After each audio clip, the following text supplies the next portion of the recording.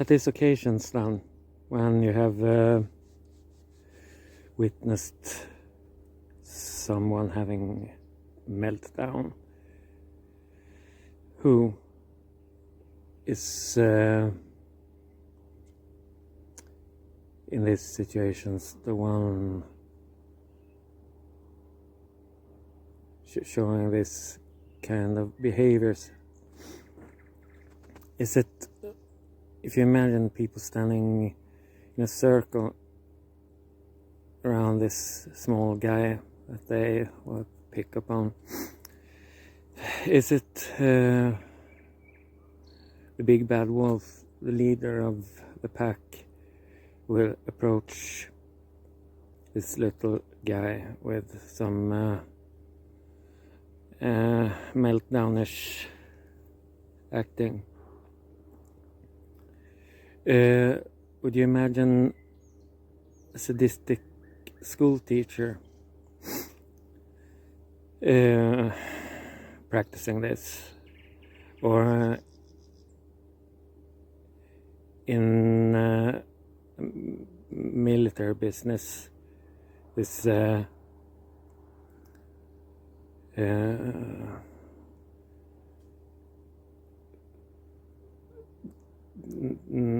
Nazi-like general who likes to torture his men? And would you see this think domestic violence, this big fat and drunk guy abusing his wife, and then he displays this sort of and probably not, because he's the one having actual control, as with this general, as with the schoolyard bully. In all these situations, this is someone being inferior, or being outnumbered, being the weaker part. And it comes as the last solution, the last way out, when all else has failed. But it's not only that, it requires things having been built up by this particular group of people, and they also consciously being provoking this little guy. And also in these domestic situations, I can easily actually imagine this wife, when finally deciding, I'm out of here, and yeah, like pepper spray, compare it with pepper spray, because this too is not uncontrolled, or it's not emotional. It's about actually making a decision, and there is logic involved. And it's a tool, this pepper spray can. So is this meltdown action. And this wife might actually display this to get him out of balance, and giving her these few minutes that she needs to get out of the flat and out on the street, and avoid the cops, because otherwise they will beat her up on his account. You should assume this, I think.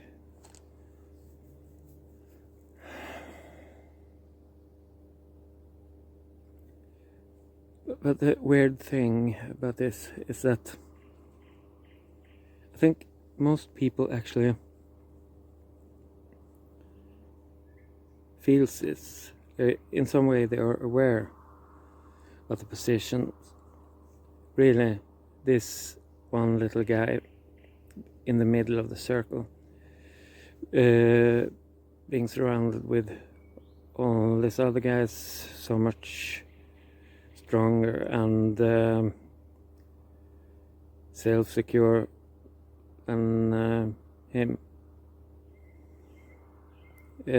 You wouldn't actually say that he would pose a threat to them, and this is not likely to happen just like that, because there's something wrong with your chair or whatever. This happens into the actual situation and for actual reasons.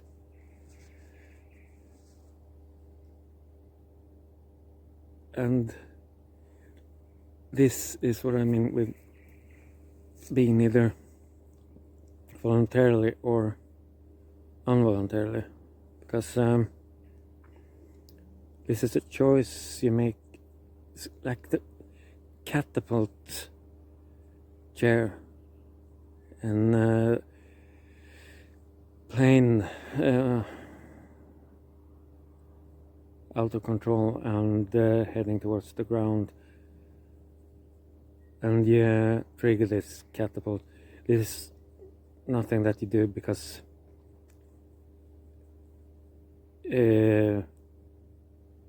you woke up on the wrong side, or because the food was poorly salted or something. This is emergency. And I have experienced this firsthand quite a few times in my life. And all these occasions has been when I'm completely helpless, and someone nevertheless will keep pushing me. Sometimes it's been teachers and such, where I know that they are superior. I won't have a chance standing up physically, but this is like the catapult chair, and just get him off of you. And in these situations, seeing others getting into this, I usually have a very clear idea about what things are about. The very reason for this person's reaction, and the non-reasons, the supposed reasons. Yeah, it seems like she became upset over this one, this or that, but no, it's not about that. And by instinct or intuition, I always seem to actually know what caused this, and I, according to experience, I also know how to break through and get some kind of contact with this person and getting her out without people being damaged like you say, actually no one would be damaged. Have this in mind, asshole. No one would actually be damaged. That's not the point of this. The point is self-defense. It's trying to save your own ass. And still, she would really appreciate someone placing herself on her side, not in a sense of freaking out yourself, but someone supporting you. Yeah, I know what you feel. We can discuss this later, what's right or wrong, but I know perfectly well how you feel, and I'm with you so far. And let's at least start there. And it works. You actually get into contact with this person, and when there are this special treatments, you know, that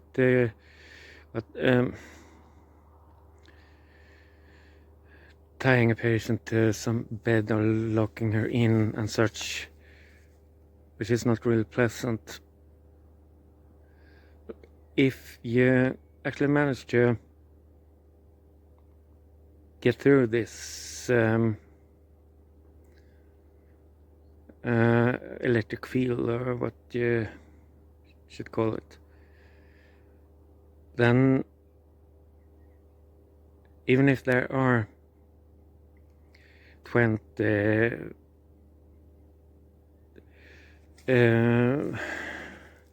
cavalrysts with their helmets and shields, and in the middle of a cloud of epinephrine, they won't be needed, and actually the best thing they can do is just back off a bit, so she doesn't need to see all of you with all this armor when she gets out of her room. And actually, in these situations, you can get these patients to go with you peacefully all the way to this isolation room, and then things can actually be handled rather smoothly and peacefully, and they usually won't need to stay very long, because it was plain to see that she could handle this, because this was not me handling her. It was her taking control of the situation. And what was my part into this? Yeah, not making things even harder for her. Not so much more, but really, this can be worth a lot. Oh, an actual bat circling over me. Not squirrel this time. But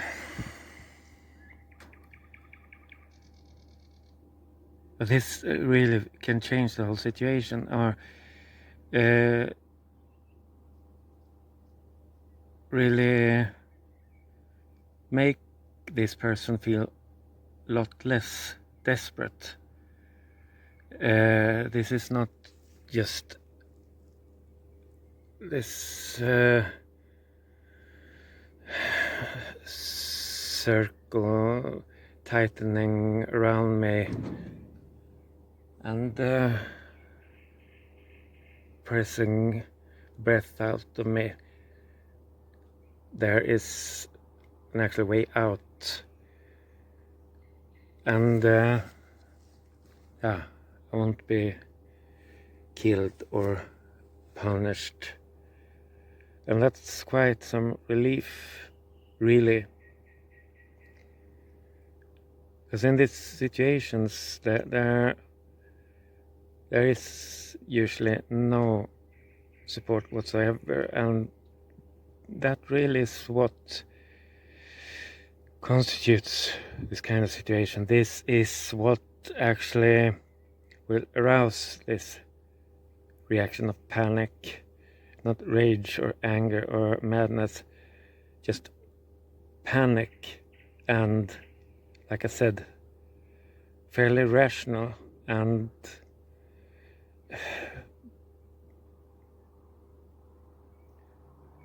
in fact not the least emotional, really.